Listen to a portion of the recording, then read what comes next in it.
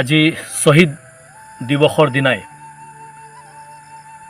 আমি সদৌ অসম আদিবাসী ছাত্ৰ সন্থাই মণিপুৰত আজি 2 মাহতকৈ অধিক দিনা ধৰি যি ধৰণে ঘটনা ঘটি আছে, যি ধৰণে তাত দুটা সমুদায়ৰ মাজত গোষ্ঠী সংঘৰ্ষ হৈ আছে, গোটেই মণিপুৰ জ্বলি আছে, এই গোটেই ঘটনা আমি গৰিহণা জনাইছোঁ।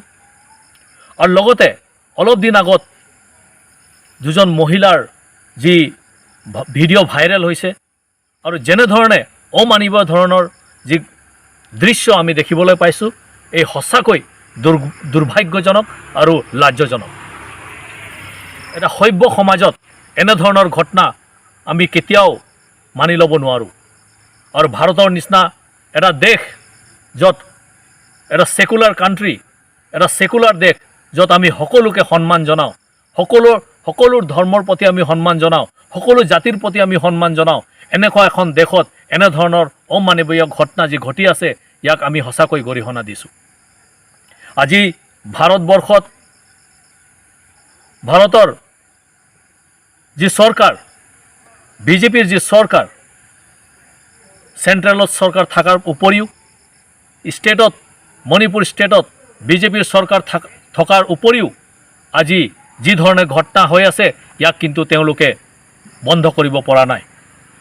আজি পুলিচ প্ৰশাসনে কি কৰি আছে, আজি গোটেই প্ৰশাসনে কি কৰি আছে, আজি গোটেই যেনেধৰণৰ এই জ্বলন্ত সমস্যা যি মণিপুৰত হৈ আছে, এনেধৰণৰ ঘটনা যাতে পুনৰাবৃত্তি নহয়, তাৰ কাৰণে সদৌ অসম আদিবাসী ছাত্ৰ সন্থাই আহ্বান জনায়।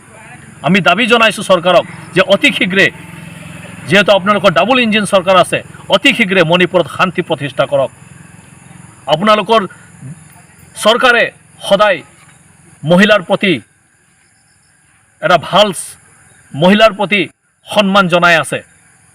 আপোনালোকৰ যি বেটি বাচাও, যি বেটি পঢ়াও যি শ্লোগান আছে, এই শ্লোগানটো ক'ত গ'ল? এই গোটেই শ্লোগানটো আজি ফোপোলা হৈ পৰিছে।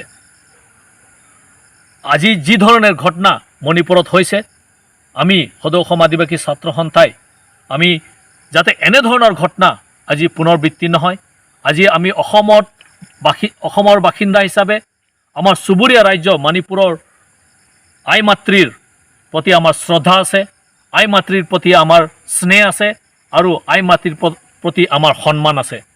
আৰু যিসকল এই ঘটনা যিসকল জড়িত আছে, তেওঁলোকক চৰকাৰে অতি শীঘ্ৰে দৃষ্টান্তমূলক শাস্তি প্ৰদান কৰক আৰু ৰাজ্যখনত শান্তি প্ৰতিষ্ঠা কৰক।